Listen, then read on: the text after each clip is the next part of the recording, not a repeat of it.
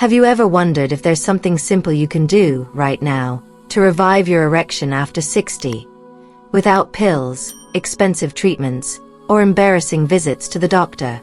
I bring this up because every week I meet older men who come to me confused, embarrassed, or even desperate, asking why they suddenly lost their erection strength, why their penis no longer responds like it used to, or why their desire simply vanished.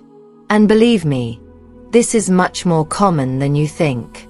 According to the National Institute on Aging in the US, around 65% of men over 60 experience some degree of erectile dysfunction.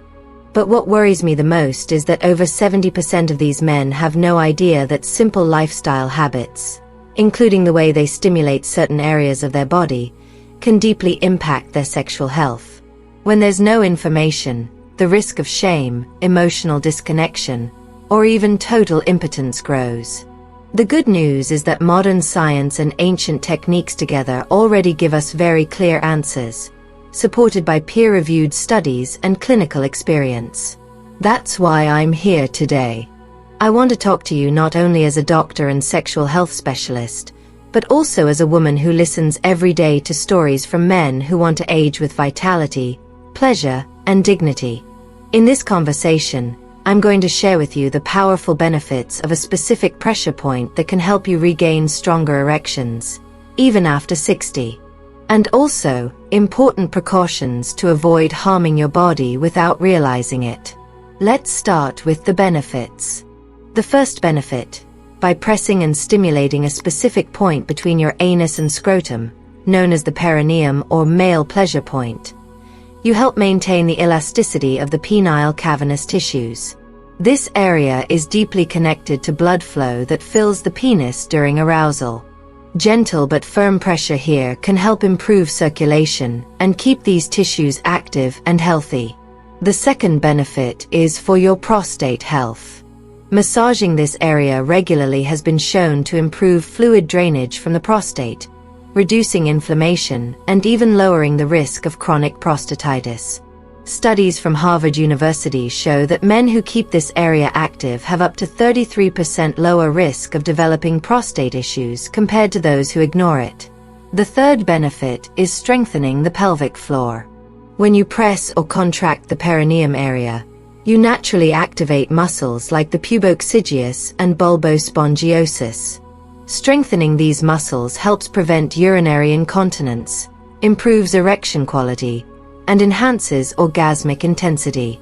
I also recommend adding Kegel exercises. Tighten as if stopping your urine flow, hold for 5 seconds, and release.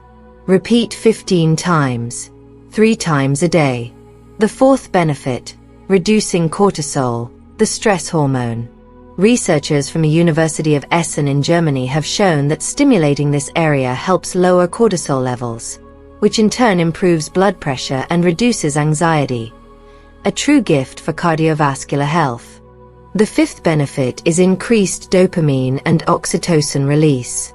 These neurotransmitters are linked to pleasure, motivation, and emotional bonding. This is especially important for men who live alone or who have experienced loss, helping them maintain emotional balance without relying on medication.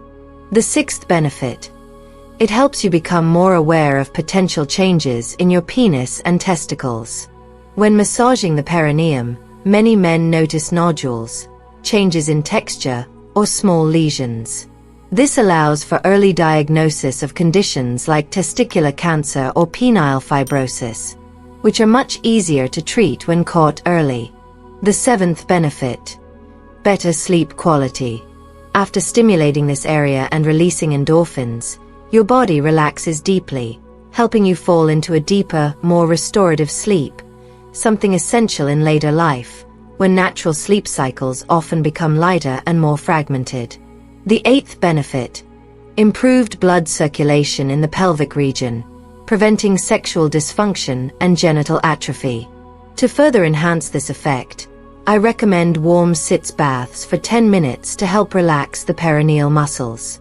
The ninth benefit, it serves as training for ejaculation control.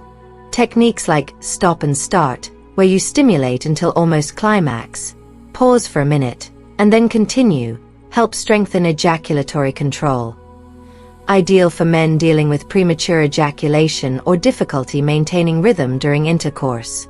The 10th benefit: keeping sexual desire active, even without a regular partner. Stimulating yourself with imagination, sounds, or real memories activates the brain's desire circuits, facilitating future sexual responses and keeping the flame of pleasure alive. But not everything is positive. Now I need to warn you about risks and common mistakes many men ignore that can affect their physical and emotional health.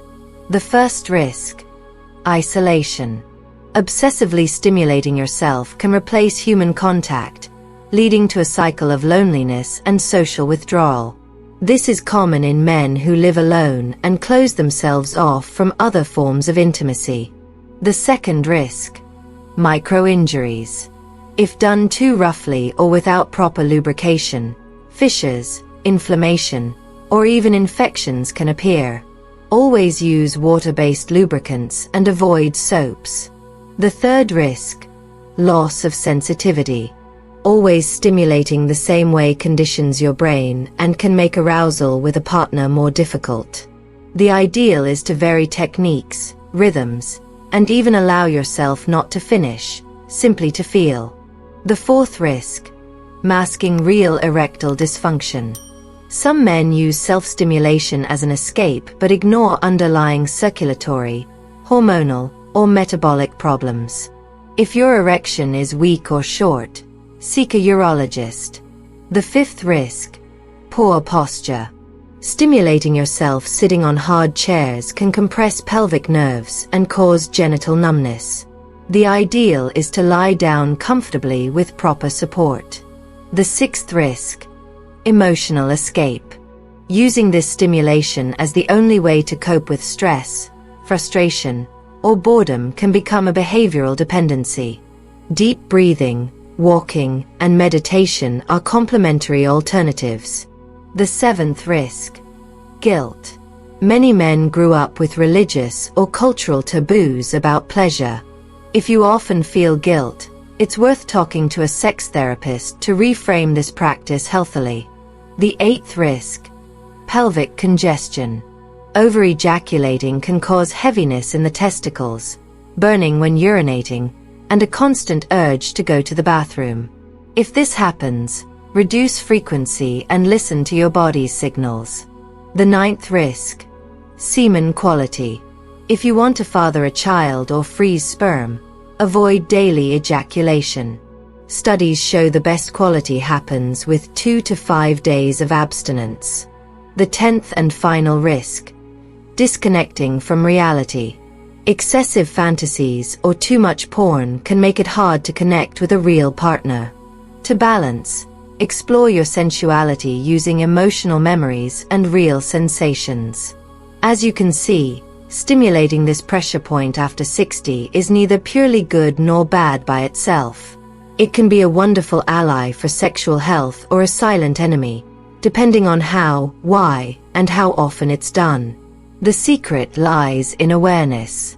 Touching yourself with presence, respect, and moderation can greatly help you age with vitality.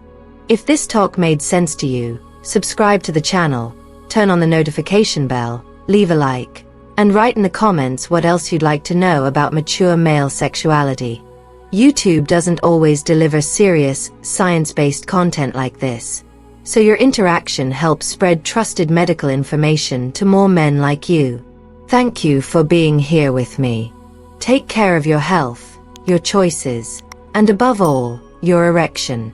See you in the next video.